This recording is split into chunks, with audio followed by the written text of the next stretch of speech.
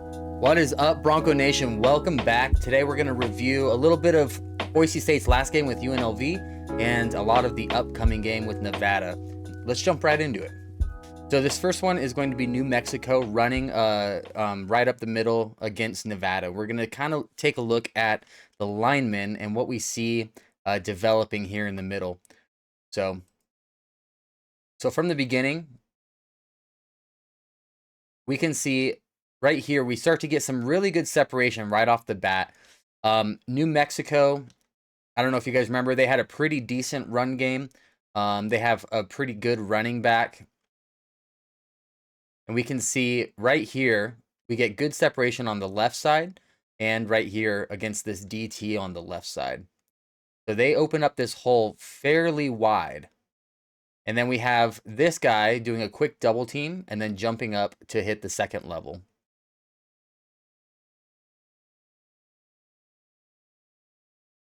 Running back does a good job finding the hole. Their secondary follows. It's interesting because their secondary sees what's going on. You can see they're already crashing. He's starting to close in over here. By the time the running back hits the hole, it looks like he's going to be stopped. These two guys are crashing in on him.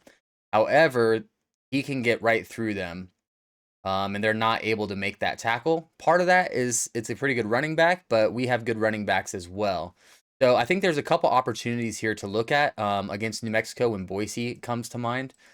First is going to be essentially the opening of the holes. We have a pretty good O-line, and from what I can tell here, like, I think New Mexico is one of the teams that I think just in the trenches, it's probably a decent comparison. I think we'll do better than them, but I think it's a good comparison. If they're able to open up these holes, I pretty much have no doubt that Boise is going to be able to do that as well. I would be surprised if our O-line is not able to create some gaps. Now, if someone like Dylan Riley has a gap that looks like this with a line to the outside, I think he's going to be able to use it. And same goes with Sire Gaines. I think even if Malik Sherrod had this, he'd probably make pretty good use of it. And then just the speed. I think with the secondary, if they're doing this against our backs and not closing the gaps fast enough and able to let them slip through like that, I mean, it's nothing but daylight for Dylan Riley or Sire Gaines, or even Malik Sherrod. Malik Sherrod is fast. I think he hasn't had as much luck up the middle. He's a little bit more of an outside back, but or a slot receiver type. Like, he's really good in that role. But I think any of those guys are going to be able to break through if they're doing this kind of stuff.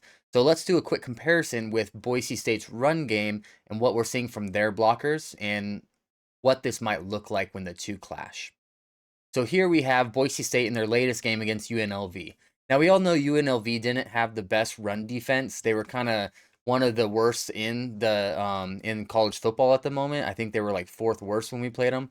So they're not the best, but this will give you an idea of what our offensive line can do. So we get the handoff here, and let's look again at the line here and how this develops. So right here, we see this guy starting to create a gap. He gets on the inside of this guy and starts pushing him this way.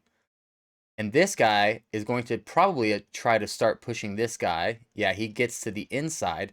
So we see a gap developing right here. Now already, I think if we had this placement with our guys on the insides of Nevada, I think we'd already be in pretty good position. You can see the running back takes good advantage of that. We get a second level block here. So this guy, just like we saw with the New Mexico Nevada one just now, this guy does a nice double block and then rolls to the second level, takes this guy a little bit out of the equation, and creates a nice lane. And our running backs are good at finding that lane.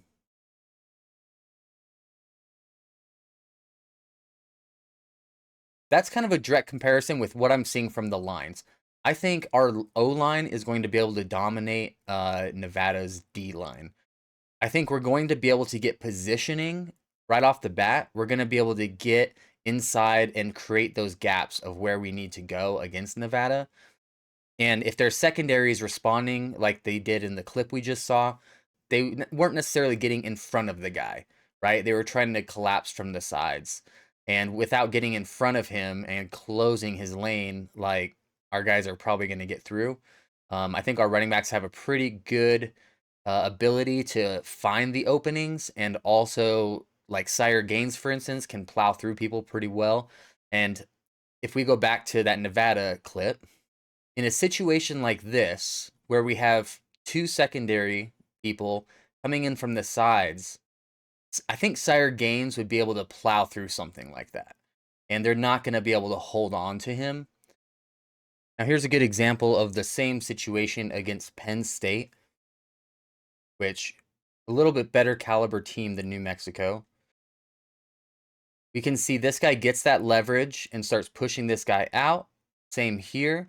And we already have a channel developing here, a gap.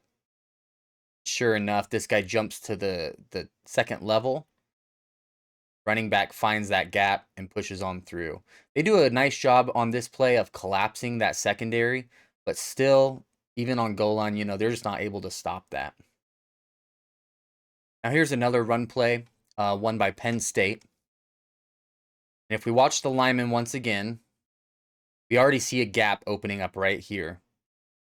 We've got double team. They're starting to push this guy outwards. This guy is closing in this guy pretty well.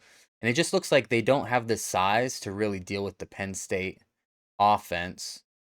Sure enough, the running back takes that gap, runs right past this guy, which already kind of displays some bad run tackling by Nevada that we might be able to exploit. And then right here, he's going to truck through these two defenders with a little help from his lineman. And I think I could see Sire Gaines doing a little bit of that too. A little bit of trucking this game. I think he's going to be able to break some tackles.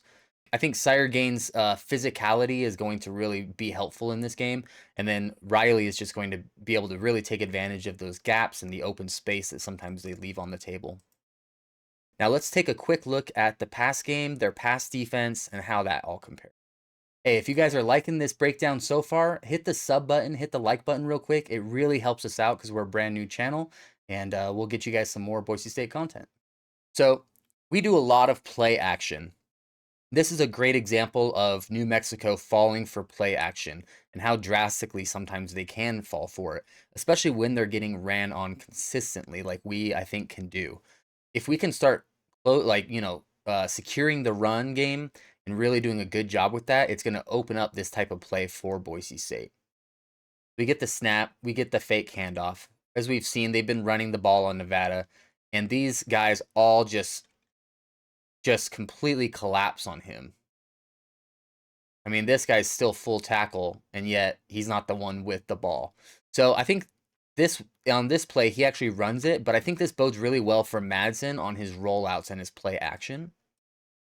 So this is Penn State going for a pass. We've got a nice drop back. No play action or anything like that happening. See this guy kind of having a bad play, unfortunately. He starts to get around the lineman. There's still a lot of open space, though. Even when this guy's getting in, we've got these guys starting to crowd. There's still a lot of open space.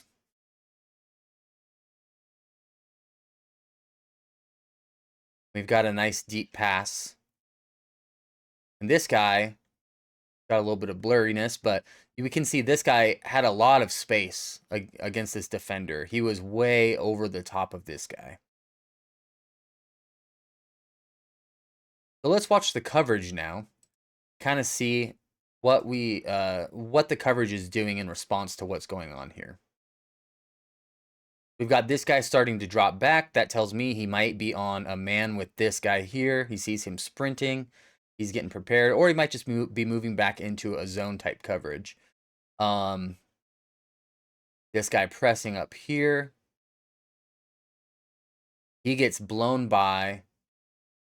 We see it looks like they're in some kind of a zone. This guy's kind of playing a zone. But like if this guy were to cut in right here, he would be open, which is something we see a lot from Boise State.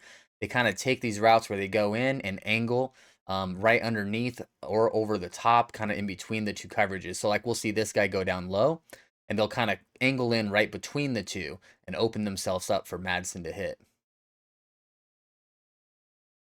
Got a nice little check down.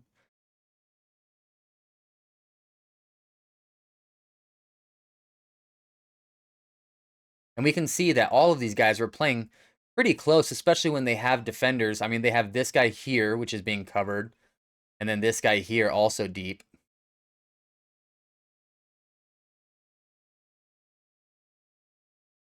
And to me, their zone coverage, once again, I know it's a little bit of a blurry video here, but their zone coverage seems, here's another Penn State guy right here, pretty open. Their zone coverage seems very sparse, and it doesn't seem like when somebody does get in their zone, like they're covering them super tight. It seems like they're more staying in their area and trying to maybe get a tip or an interception or something like that. But a lot of times, like this guy, the guy that they end up throwing to, if we come back, we can see this check down was pretty much wide open. I think their zone coverage has a lot that we can pick apart. And I think with people like Marshall, Caples, even Bates now, unfortunately, Ford is out for the year, which it saddens my heart. Ford was one of my favorites. Um, and he was really good at doing that thing where, like I was saying, they kind of cut in and get right between the two zones. But I think a lot of our receivers are capable of taking advantage of this type of situation. So now let's look at Boise State. I'll show you an example of where they play a coverage that's kind of similarly loose like this, a nice open zone coverage, and how they tend to pick that apart. So I think this is a pretty good example of the zone coverage I was talking about on that last play. We're a little closer to the end zone, so they're going to be playing a little bit different style zone just to cover that. But it's fairly similar in how we would play it as far as wide receiver routes. So we see Caples kind of doing a little curl type route so that he's underneath the first coverage. We've got the running back popping out as a nice check down, but we also have a second check down here in the bottom left. If I go back, you can see that develop here. Tight end ends up coming out, and then right here takes a left, starts cutting down to be a check down. Now, the thing I really want you to pay attention to, which is what I was mentioning and how I feel like Maddox and a lot of our wide receivers like to pick apart these zone coverages, is they tend to find an opening between the two zones. So this guy starts to move backwards. We see these guys taking the close zones. He kind of gives this guy, gives up forward so that he can capture his zone out here.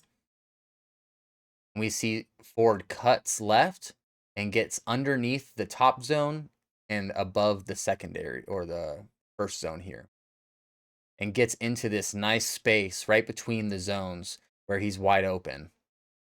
And Madsen is pretty good at finding those receivers, I think. He tends to do that kind of over and over again where he finds the guy that's open right between the zones.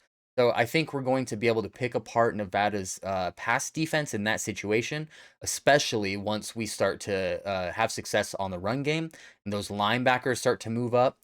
All right, so here's a play against Eastern Washington, and I kind of hate to bring this up because I know they're an FCS team, but they are running a very similar type of zone coverage. In fact, I feel like their zone coverage is a little bit more like I don't know, it really secures the middle of the field really well. Um, and even with this, if we watch our wide receivers here, we've got this guy open.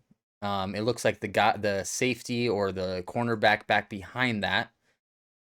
This guy right here is probably moving back into a zone, prepared if he goes back, but this guy moves up. So he could do a curl route here. He could cut inside and be inside of those two zones. But what we're going to see is him doing it up here.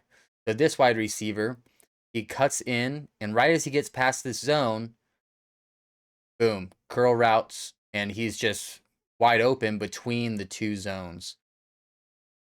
And I think we're going to see a lot of that in the passing game, which is kind of what I'm hoping for because Madsen and our wide receivers tend to do really well with that.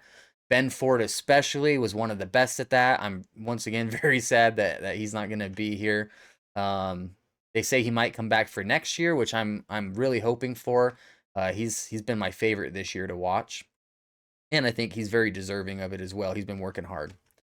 So now let's switch to the other side and look a little bit at how we might be able to stop Nevada's offense, or if we're going to struggle there. Let's first look at Nevada's offense, some of their running and some of their passing, and kind of see what that looks like. All right, so here's a run play by Nevada. They do a little tiny motion where they just swap sides with the running back.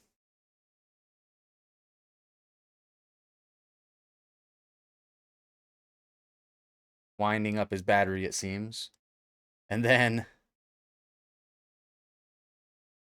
he cuts in. I don't know why he cuts into this certain spot. I know it's short yardage. I think he's just following his blockers.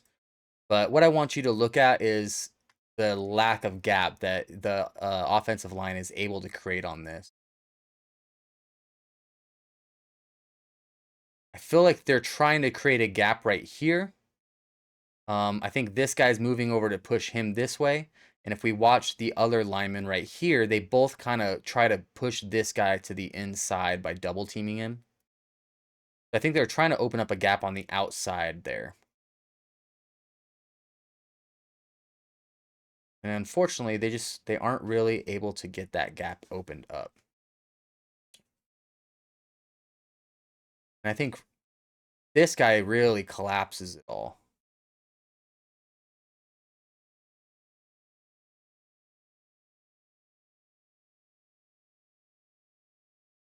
Now let's watch another one here where they're successful in scoring, and we'll see it from a different angle. We can see this guy is trying to get to the inside to double team him, and then I would assume he's going to be moving up to the secondary here, try to block this linebacker. These guys double teaming, you can see him getting on the inside, so they're trying to create a gap right down the center here. You can see he kind of misses the double team, doesn't do much, and instead goes straight for the linebacker, possibly because the linebacker's kind of running in. This guy, I don't know what happened there. He kind of trips, it looks like. Slips up a little bit. Still gets the inside, but, I mean, these legs in the way does not help the running back.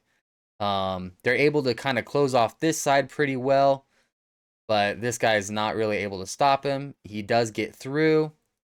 And once again, we have this guy trying to block this secondary. Even though he's inside, he's not really able to stop that guy from getting in the way. Now, if this wasn't a goal line run, if this was a little bit more in the open field, I don't think he would have gotten very far. So it's like they're able to open up those gaps, but they collapse pretty quickly. And I think that's what we're going to see with Boise. All right, so this is a similar situation with Boise on defense, running it at the goal line. And let's see if this gap opens, how Boise's able to stop it. Got a nice little shift.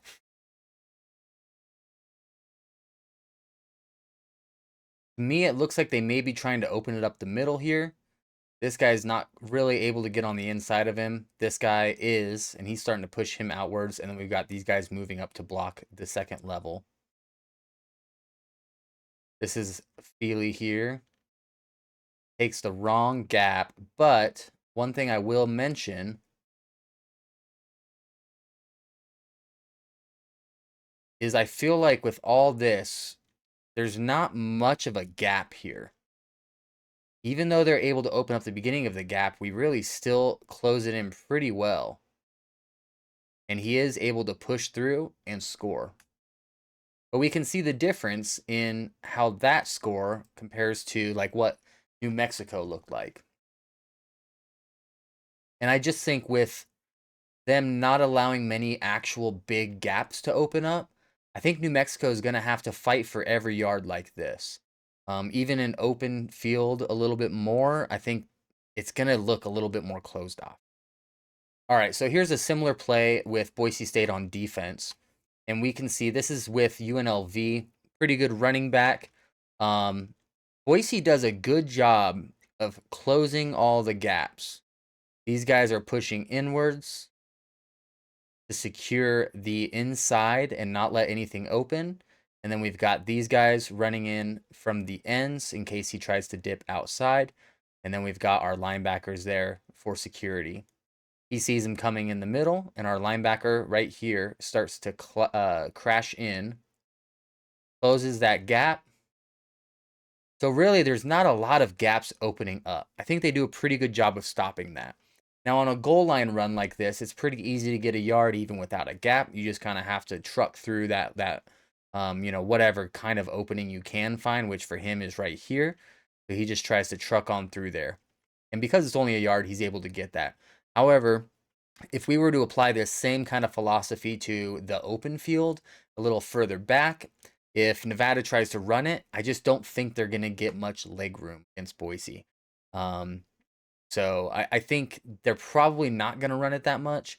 They may try to a little bit to try to kind of kick off their pass game a little and do some play actions and stuff. I mean, any successful run game helps in the pass game. So they're going to try, here and there. But I just don't think they're going to have much success.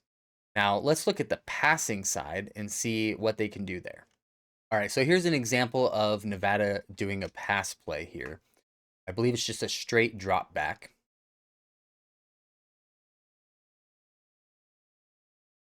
Right off the bat, we see the tight end popping outward, probably for a nice little shallow check down in this open area. This guy trying to sprint right past. I think this guy's going to drop into kind of a closer zone. Yeah, he takes the tight end. You've got this guy here. Looks like he might duck out. This guy has an opening right in the middle. Let's see if he takes it.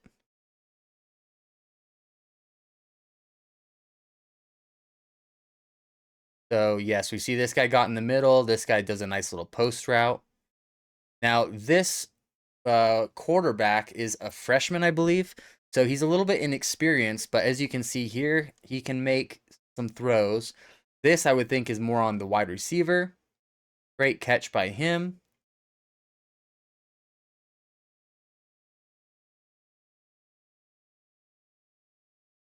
Now, this is something, I mean, we saw this like with Marshall's catch last time, right?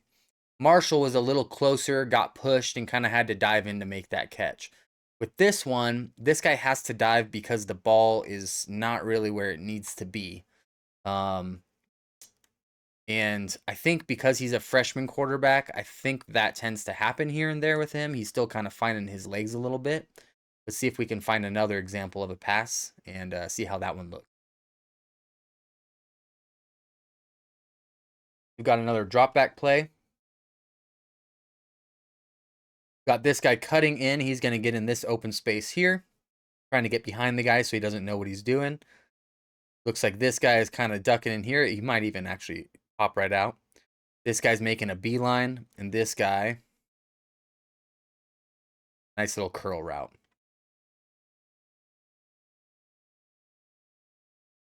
Gets him right on the inside. Now, one thing I do like about this quarterback, especially for being so young, he knows where this route is going, and he's able to predict it. And you can see as soon as this guy makes his little bit of a cut to the inside to get, or I should say, stay under that defender, he's already released the ball. He sees, he's already releasing right now, and he already sees what's developing here. He sees that there's an open gap and that this guy is able to take that. And he's basically assuming he's going to do that. And he gets it out just in time to avoid this guy making a play. I think if he had waited too much longer, we can see actually a little bit more. As he winds up, this guy is already starting to crash over this way. He sees what's coming. He's starting to move over. But because the QB was able to read this play and get it out so quickly, he's not really able to do anything in time. So great heads up play by the QB. I think their passing attack is probably the strongest point of this offense from what I've seen. I think their running play average is pretty low. Their passing is what tends to keep them in games. So I think we're going to see a lot more big passing plays than we are big run plays. Let's look at another one here, since this is going to be, I think, probably how they attack us. Another drop back. Like we've got a type of, it looks like man coverage with the safeties in a zone. So kind of like a cover two type situation.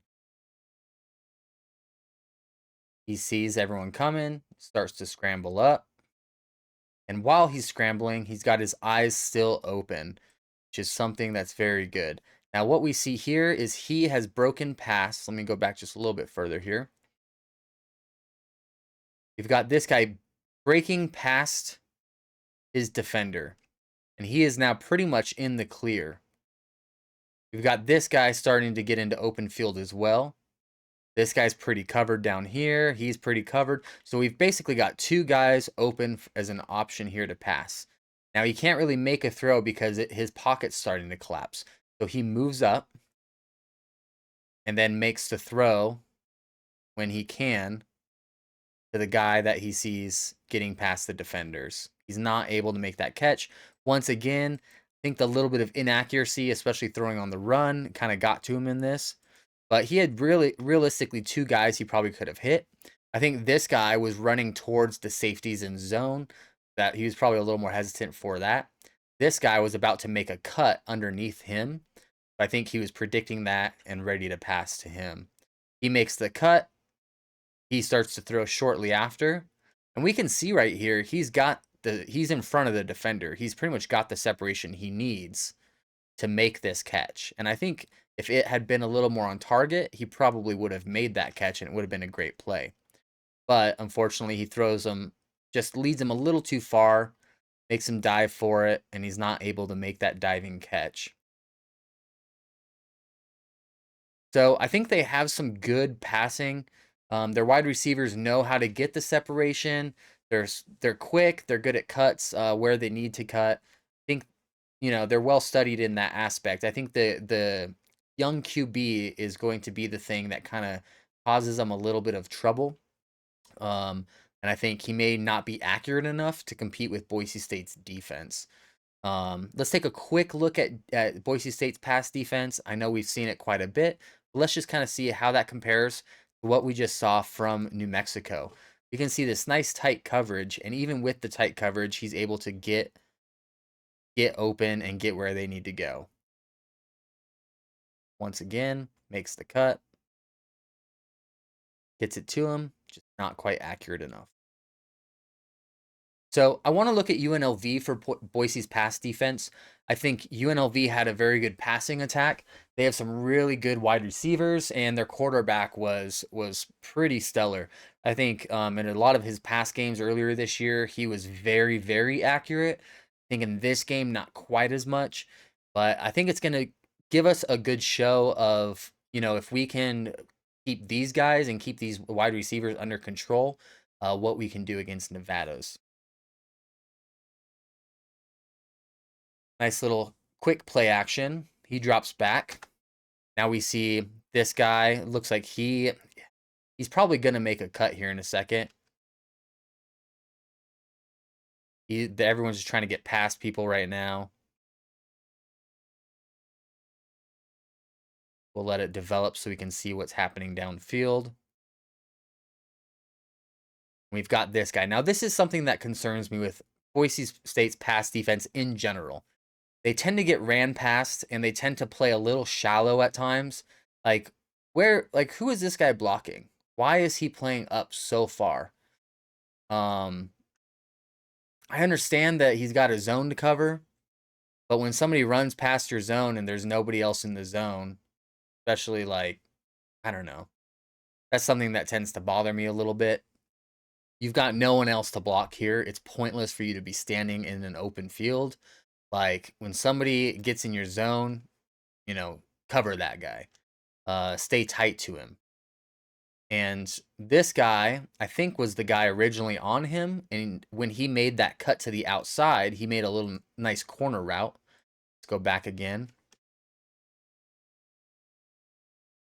He kind of cuts in a little bit, and then he's going to fake the inside and cut out into a corner. When he cuts on the inside, stop it here and kind of show you guys what happened here. So he comes up this way. He fakes to the inside. I think when he fakes to the inside, this guy kind of starts to leave him alone a little bit. But when he cuts to the inside, I guarantee this defender started following him. And then as the defender switches and starts to look the other way, he cuts back out right when the defender can't really see him.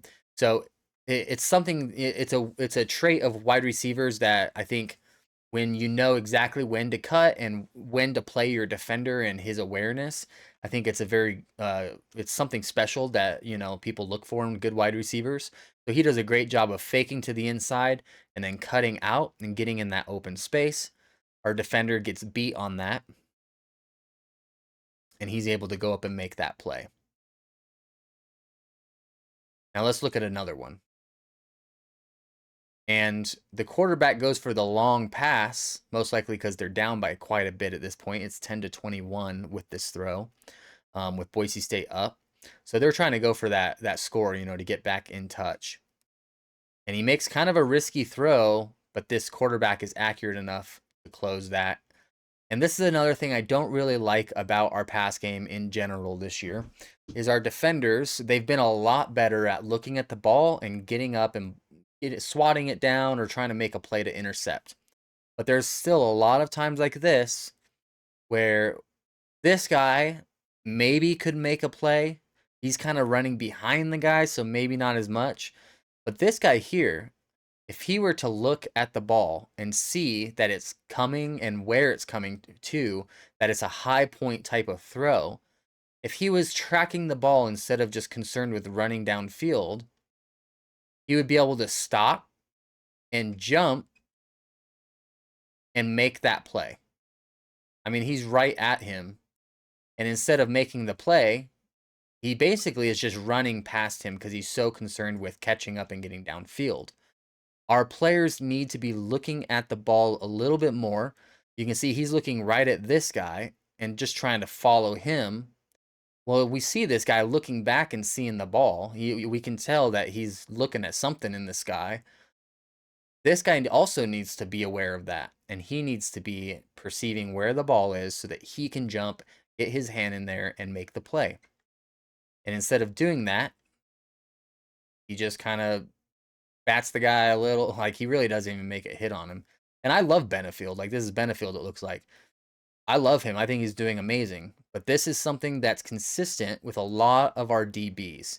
And I don't know if it's a coaching issue, if it's like a Demario Warren thing or what. I know there's a lot of people that haven't been liking him this year or past years as well.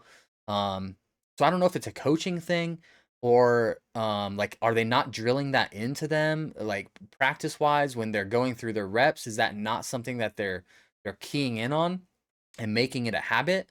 Or is it something that the player forgets about in the heat of battle, and is just trying to get to the guy?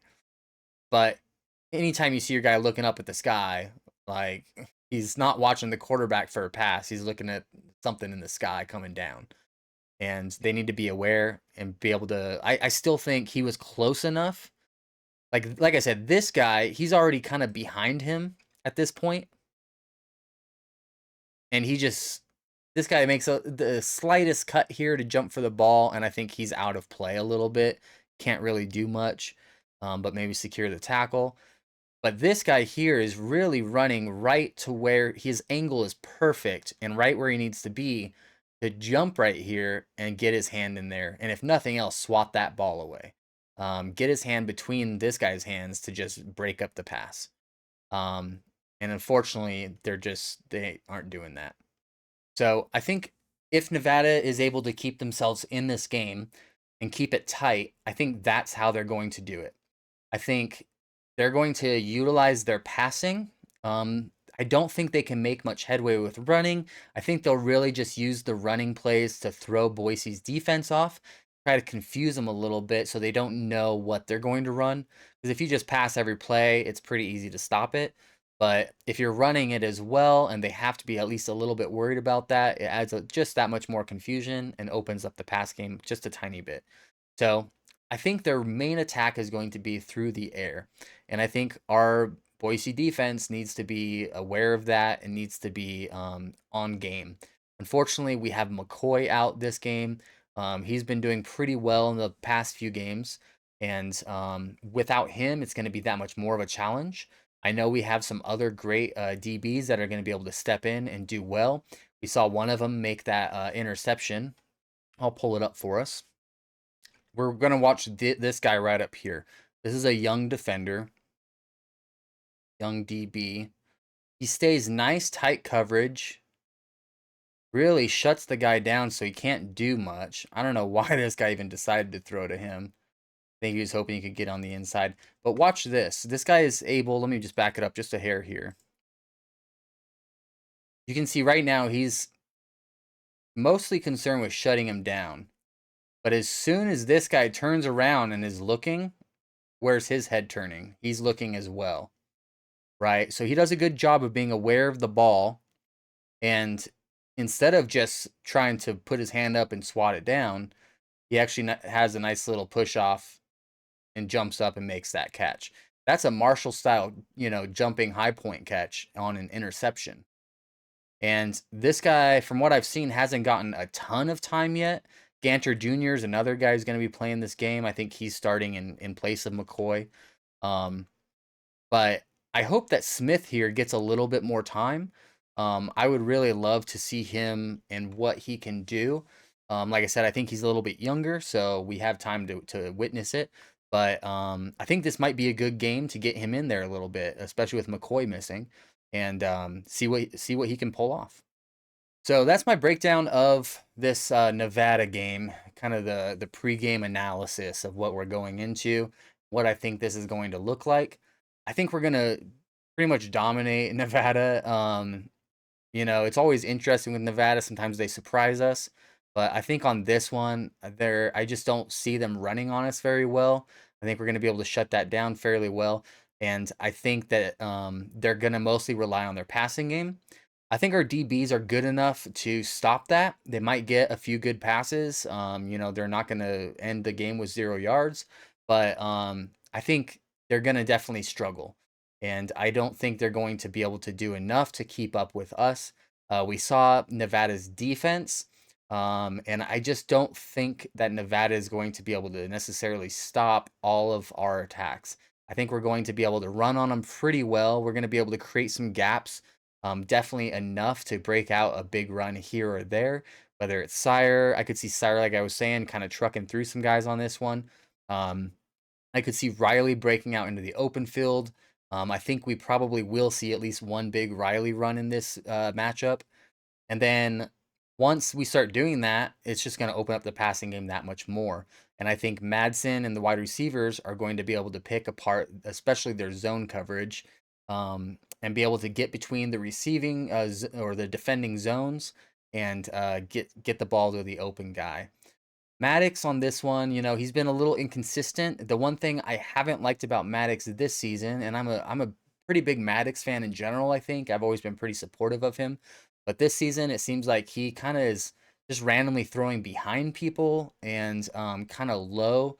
Um, and I just think if he can stop that, if he can be a little more consistent with his accuracy, I mean, when you throw the ball behind someone and they have to slow down or come back to make that catch, it really stops a lot of yards after the catch that I think the wide receivers would be able to ultimately capitalize on. Someone like Marshall, if you can hit him in stride, he has the moves and the agility to make some people miss and get some extra yards. But when he has to reach behind him and throw him off of his stride to catch those balls, it really limits that. Same with low balls. I mean, low balls limit it even more. With any good wide receiver, I mean, you could have the best wide receiver that's after yards after catch type, where they can make anyone miss and all that. But if you throw it low and they have to slide or dive to make that catch, they're not getting any yards after catch. They're going to be on the ground when they make the catch, and I just think that's the one thing that I see from Maddox that he really needs to improve upon. There's been a couple times where, he takes a sack instead of throwing the ball away, something like that. But I mean, that stuff's going to happen. I mean, you look at even pro quarterbacks, you see that. I mean, every now and then they just kind of get caught up in trying to scramble and avoid the pressure, and they don't think to throw the ball away. And I mean, every quarterback gets sacked. You know what I mean? So it's like, that's something that's going to happen. It's unavoidable, and you kind of have to just give them it when it happens here and there. But it's also a quarterback's job to make sure you're accurate with your passing and get the ball to the guy that can catch it. And I think hitting them in stride is something that is key. If you're throwing it behind people, if you're throwing it low, they're just not able to capitalize. So I think those are the keys to the game for me. Strong passing there, strong defense, especially on the pass defense. If we can shut down their passing, I don't think they're going to be able to do much at all on this game. I think we're going to be able to open up some gaps, make some big plays on the run game, and then that'll open up our passing, and it'll look pretty similar to like the App State game. I think that's probably a pretty good comparison. I think even like New Mexico probably was a harder game than what I see this Nevada game being, but I could be surprised. My score prediction, I tend to be a little bit conservative on how many points Boise State can score against people. But I foresee it being something like 49 to 17, maybe 49 to 14. I think Nevada's probably going to get that field goal though. So I'm going 49 to 17 on this one. I hope Boise State puts up 50 plus. I would love to see that. But thank you guys so much for tuning in. I really appreciate it. If you guys have enjoyed this breakdown, hit the follow button, hit the sub button, and throw in a like. It really helps us out. We're a brand new channel, so every little bit, really compounds the viewers we can reach. We're all big Bronco fans here, and we just want to communicate with more of you guys. So throw some of those comments down. Let us know what your score prediction is and what you guys think we might excel or struggle at on this game against Nevada. Thanks again for tuning in, and we'll see you guys next time. Go Broncos.